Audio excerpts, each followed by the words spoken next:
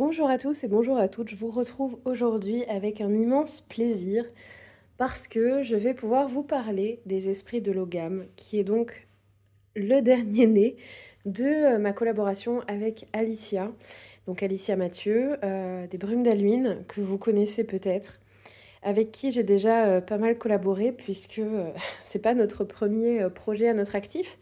Nous avons déjà eu l'occasion, je vous les montre, de co-créer ensemble l'oracle Noxlux, donc cet oracle-là, l'oracle Noxlux, et nous avons aussi travaillé ensemble sur l'oracle Magic and Mediums, et donc voilà, le dernier né, les esprits de Logam, magie, pratique et sagesse de l'ancien alphabet irlandais, qui est donc publié aux éditions Danae.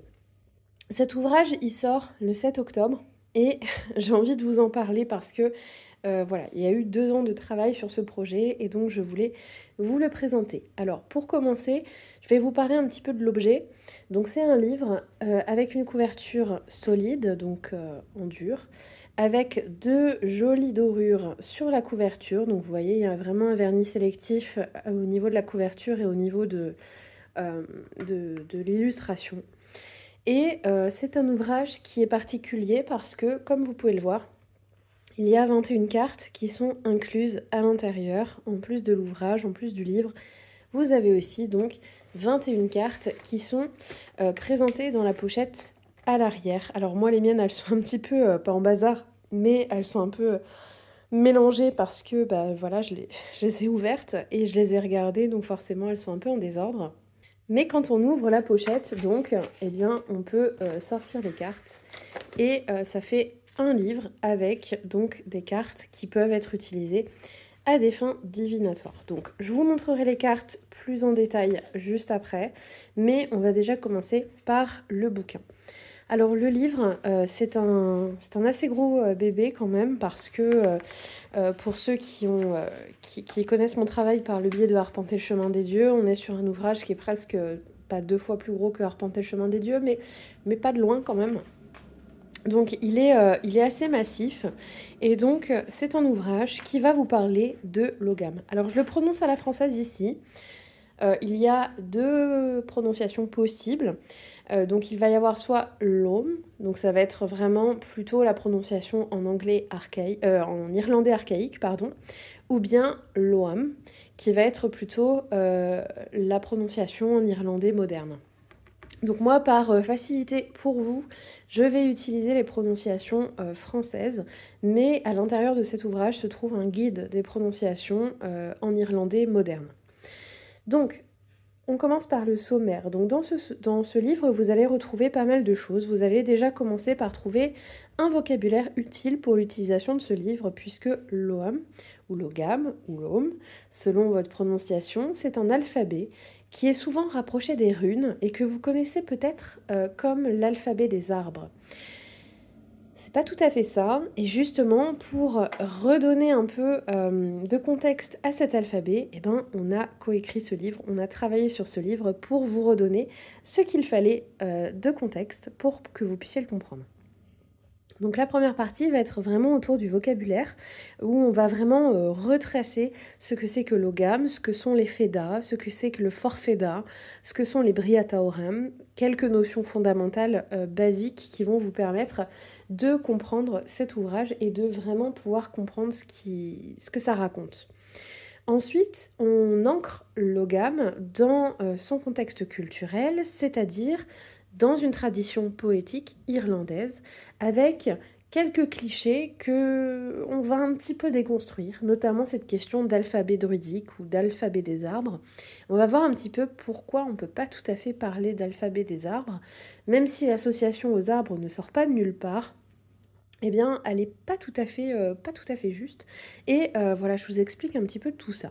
Je vous explique aussi, par exemple, le lien qu'il peut y avoir entre l'ogam et la divination, entre l'ogam et la magie, entre l'ogam et des pratiques entre guillemets chamaniques, et enfin autour du funéraire. Donc vraiment, on va du cliché vers ce qui pourrait être des pratiques qui auraient existé, mais dont on n'a pas forcément les preuves, et sur comment on peut s'approprier finalement eh bien, cet alphabet aujourd'hui dans notre modernité. Ensuite, on va vraiment rentrer dans la pratique en vous expliquant comment entrer en relation avec Logam, avec cet alphabet. On va aussi beaucoup parler de poésie, puisqu'on va parler notamment de formes archaïques de poésie irlandaise qui vont vous permettre d'aller à la rencontre des Fédas, avec en plus voilà, une partie écrite par Alicia, donc qui a réalisé ces cartes, mais qui a aussi participé à l'écriture, qui va expliquer un petit peu comment elle est arrivée à ces symboles, comment elle est arrivée à dessiner ces cartes, et elle vous explique aussi tout un protocole pour que vous puissiez à votre tour aller à la rencontre des lettres. Puisque la démarche derrière cet ouvrage, c'est de ne pas avoir une démarche utilitariste avec ces lettres, mais plutôt une démarche animiste, une démarche de rencontre, et de voir ces lettres non pas comme des outils, mais plutôt comme des alliés qui vont vraiment vous apporter des leçons, qui vont vous apporter aussi parfois des compréhensions de certains mystères, et notamment de mystères spirituels irlandais. Ensuite, on rentre dans le détail des cartes, en tout cas dans le détail des lettres, avec à chaque fois des informations qui sont présentes. Et puis, ensuite, une partie grimoire, parce que cet ouvrage, c'est un ouvrage pratique. C'est un ouvrage pratique qui a pour but de vous donner accès à des pratiques qui vont être à la fois modernes, bien sûr, mais aussi des pratiques authentiques qui vont se baser sur des pratiques attestées dans l'Irlande, que ce soit l'Irlande antique, l'Irlande médiévale ou l'Irlande plus moderne. Dans cette partie de grimoire, vous allez retrouver aussi des réflexions autour de la roue de l'année, parce que nous avons pensé cette partie pratique autour d'une certaine saisonnalité de Logam, et donc vous avez voilà, des pratiques saisonnières qui sont associées, qui sont rattachées à cet alphabet en fonction des grandes fêtes irlandaises que sont donc Samhain, Imbolc, Bealtaine et Lunasa. À chaque fois, on vous explique ce que sont ces fêtes dans un contexte irlandais et non pas néo-païen, et j'insiste là-dessus. Et ensuite, on vous parle de certaines pratiques que vous pouvez vous-même adopter. Et à la fin de cet ouvrage, vous avez un index des divinités qui sont présentes. On vous explique qui sont les Tuatha Dé Danann, on vous parle de pas mal de dieux, des esprits et des lieux que vous allez retrouver comme correspondance pour chaque lettre, avec une bibliographie et des remerciements. Le livre, il est quand même très joli, c'est un livre en couleur, richement illustré, avec des illustrations d'Alicia tout du long qui vont vous permettre d'avoir un bouquin qui est agréable à feuilleter, qui est un vrai bel objet. Et honnêtement, on est assez fiers quand même de son apparence, on le trouve vraiment très beau. Donc là, voilà, je ne vais pas tout vous refaire, mais je le feuillette un petit peu avec vous pour que vous puissiez avoir un aperçu de l'intérieur de l'ouvrage et que, surtout que vous puissiez prendre conscience que c'est quand même un livre à texte. Il y a pas mal de textes et honnêtement, avec cet ouvrage, il est quand même fort probable que vous n'ayez plus grand-chose à apprendre sur Logam derrière parce qu'il est quand même issu de nos années d'expérience. Alors, à titre personnel, ça fait vraiment plusieurs années que je chemine avec Logam. J'ai été formée par des Irlandais sur cette question, donc ça compte pour moi de vraiment le réancrer dans sa culture native pour vous donner accès vraiment à une très bonne compréhension. Et du côté d'Alicia, eh bien, c'est pareil, c'est une personne qui a énormément cheminé avec Logam et ses esprits et qui en a une compréhension très fine. Pour chaque lettre, alors je vous montre un petit peu comment ça se présente. Je vais peut-être faire un petit zoom. Voilà, donc pour chaque lettre, vous allez avoir toujours la même chose.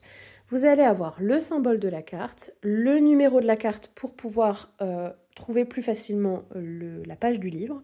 Vous allez avoir aussi donc le titre de la lettre avec un mot-clé qui vient de ma propre pratique, dans le sens où le travail avec Logam, c'est un travail qui va être poétique. En général, les personnes qui vont fortement cheminer avec Logam, à un moment donné, vont être capables de trouver des mots poétiques qui correspondent ou qui synthétisent leur relation avec la lettre. Dans le cadre de ce jeu, chaque mot-clé que vous pouvez voir en dessous des lettres commence par le même son que la lettre. Par exemple, ici on a la lettre Strife, et donc Strife, en fait, commence par la lettre S, le son S. Et donc forcément, j'ai trouvé un mot-clé, ici souffre, qui va permettre de synthétiser ma compréhension de la lettre, mais qui synthétise pas uniquement ma perspective, mais quand même une perspective un peu généraliste malgré tout. Et donc ce mot-clé, il a pour but de vous aider un petit peu à comprendre cette lettre et à comprendre son esprit. Vous allez avoir un guide de prononciation. À chaque fois, je vous mets la prononciation à la française. J'ai pas mis de comment dire d'alphabet phonétique parce que c'est pas accessible pour tout le monde. Donc j'ai préféré utiliser voilà la prononciation française. Vous allez avoir la couleur associée. Alors la couleur associée, c'est une couleur qui est issue des grimoires authentiques irlandais médiévaux dans lesquels on va avoir les différentes listes de correspondances associées à ces lettres, parce que oui, il ne s'agit pas que des arbres en réalité. Donc, vous allez avoir la couleur, vous allez avoir aussi la traduction littérale du nom de la lettre, et parfois, vous allez voir que cette traduction littérale n'existe pas. Et donc, ça va me permettre de développer auprès de vous des hypothèses de traduction autour du nom de la lettre, parce que très souvent, on va associer la lettre à une essence d'arbre, alors que parfois le nom de la lettre il signifie totalement autre chose. Donc là, moi, je distingue vraiment les deux dans cet ouvrage, afin de vous permettre de bien comprendre ce qu'est l'ogame pour de vrai. Ensuite, vous avez une partie où je donne des associations plus personnelles, notamment la divinité associée. Donc là, il s'agit de ma propre UPG, ou parfois de l'UPG d'Alicia, parfois c'est un peu une décision collégiale. Et puis, une image mémotechnique qui va vous permettre, donc là encore, ça vient de ma propre expérience, c'est la façon dont moi je perçois les esprits et c'est une image clé que les esprits ont pu me donner et qui, selon moi, permettent vraiment de sentir la lettre. Évidemment, ça va être personnel, je vous le donne, mais vous pouvez tout à fait ensuite faire vos propres explorations. Ensuite, vous avez l'oiseau, l'arbre, parfois vous voyez, il y en a deux. Ça vient aussi de l'Orecapna Enekes, donc du manuscrit irlandais dans lequel on trouve justement ces correspondances. Puis des mots-clés divinatoires. Donc si vous utilisez le jeu de cartes, et bien comme ça, en un coup d'œil, vous pouvez avoir une indication sur ce que votre tirage peut signifier. Et puis ensuite, une sagesse divinatoire pour aller un petit peu plus en détail, pour vous donner plus de matière si vous souhaitez bien comprendre cette lettre dans un contexte divinatoire. Pour les personnes qui veulent utiliser cet ouvrage comme un grimoire, vous avez aussi des usages magiques associés. Donc par exemple pour Nin, vous allez avoir la question du contrat, vous allez avoir la question d'amplifier les travaux de tissage magique, des rituels pour soutenir une communauté, pour trouver la paix. Ça va être des usages magiques intéressants pour intégrer Nin, ou en tout cas Nin pourra être présenté comme un allié qui vous permettra de réaliser ces travaux. Ensuite, vous allez avoir un gros paragraphe qui est connaître l'esprit de la FIDE. Et donc, dans ce paragraphe, je vais vraiment vous parler du contexte culturel autour de cette lettre, avec des petits éléments de culture, de folklore, de légende, de mythologie, qui devraient vous permettre d'avoir un ancrage assez conséquent pour vraiment comprendre de façon authentique la lettre. Donc on va pas beaucoup parler des arbres, ça pourra arriver, mais on va parler vraiment de façon générale de ce qui gravite autour de la lettre. Ensuite, vous allez avoir donc un rosque de travail. Ce sont des poèmes qui sont écrits de façon traditionnelle dans une forme archaïque de poésie irlandaise.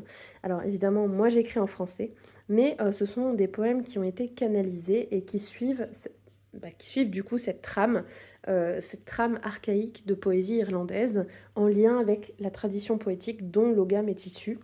Et puis vous allez ensuite avoir un paragraphe qui est très intéressant, qui est un paragraphe écrit par Alicia, qui va vous parler de sa traversée à la rencontre de la lettre et qui va vous parler de ses choix d'illustration, qui va vous donner des clés symboliques pour comprendre les images, parce que ce jeu, il fonctionne vraiment au global, à la fois avec les textes pour vous apprendre à les connaître, ces lettres, de façon intellectuelle, mais aussi avec l'image pour vous permettre de les sentir grâce notamment aux illustrations. Donc voilà pour la partie sur les lettres. Donc c'est la même chose pour chaque lettre. Et puis à chaque fois pour l'Ekme, qui va donc être une famille de lettres, eh bien pardon, je vous bouscule un peu, vous allez avoir un chant qui est lui aussi sous forme un peu de rosque et dont le but va être de convoquer l'ensemble des lettres parce qu'il y a toute une trame initiatique que l'on développe dans l'introduction autour de ces lettres. Je vous emmène ensuite dans la partie grimoire qui est loin d'être négligeable puisque je vais vous montrer. Donc la partie grimoire, elle est assez conséquente, vous voyez. Hop là, voilà. Donc ça, c'est la partie grimoire. Donc je vous montre, la partie grimoire, elle est assez grosse quand même, c'est la moitié du livre. Et donc dans cette partie grimoire, eh bien, vous allez retrouver, donc déjà, c'est magnifiquement illustré, encore une fois, et donc vous allez retrouver plein de réflexions pratico-pratiques autour de la magie irlandaise. C'est-à-dire que, en fait, cette partie grimoire, c'est évidemment une partie de grimoire qui va vous inviter à travailler avec l'Ogham d'un point de vue magique, mais c'est aussi, de façon plus profonde, un manuel de magie irlandaise tel que on peut le voir avec Alicia. Donc dans cette partie, il y a quand même une grosse co-création, c'est-à-dire que la première partie avec les lettres, globalement, c'est moi qui ai écrit le texte et Alicia elle a mis son mot de clé symbolique, mais la partie grimoire, c'est vraiment une co-création, on l'a créée vraiment à deux. Donc il y a des parties qui vont être écrites par moi, des parties écrites par Alicia, et souvent donc les parties sont indiquées, hein, c'est-à-dire que, vous voyez par exemple, quand on va avoir, par exemple ici, par Alicia Mathieu, ça vous indique que le rituel qui vous est proposé, il a été confectionné par Alicia. Donc, comme ça, vous avez une clarté un petit peu de qui a écrit quoi. Et donc, vous avez des rituels. Alors, je vous montre des exemples de rituels. Par exemple, rituel de culte aux ancêtres. À chaque fois, c'est pas juste un rituel. On vous explique vraiment la trame qu'il y a derrière. On vous explique la construction du rituel. On vous explique comment on l'a pensé et pourquoi il fait sens dans un contexte de pratique panceltique ou irlandisante. Et donc, voilà, vous avez aussi des créations d'huile, de saison sombre, par exemple, le cercle de pratique. Vous allez avoir évidemment des correspondances qui sont présentées ou des invitations à travailler avec des plantes, par exemple. Et à chaque fois, vous avez aussi un paragraphe qui vous explique la fête dans un contexte irlandais. Donc, encore une fois, c'est très richement illustré. Pour ceux qui ont l'oracle Noxlux, vous reconnaissez la carte de Brigid. Et donc, voilà, vous allez retrouver plein de choses et vous allez aussi retrouver des textes qui sont traditionnels, qui sont des traductions autour, enfin, en tout cas de textes qui sont issus du Carmina Gadelica, qui est donc un texte écossais. Donc, vous allez me dire, c'est pas irlandais, mais voilà, c'est en fait un texte qui vient des Hébrides, pardon. Et dans ces îles, il y a eu de fortes influences irlandaises. Et donc, voilà, il y a quand même une cohérence, mais tout ça, je vous l'explique dans l'ouvrage. Et donc, dans cet ouvrage, vous allez retrouver aussi pas mal de traductions. Vous allez avoir ensuite un livre de talismans. Donc voilà, ça va être le livre des talismans ogamiques, à l'intérieur desquels vous allez retrouver des talismans pratico-pratiques pour vos pratiques de magie ou vos pratiques spirituelles, ou même un peu de développement perso pour certains. Et certains talismans sont vraiment plus ancrés dans une culture irlandaise avec voilà, cette vision animiste des choses.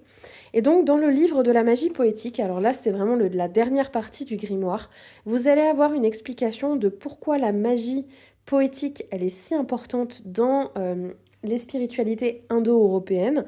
Donc, je vais élargir en disant les spiritualités européennes, parce que, voilà, je retrace un petit peu avec vous les figures des poètes, notamment en Scandinavie, chez les Grecs, chez les Celtes, etc.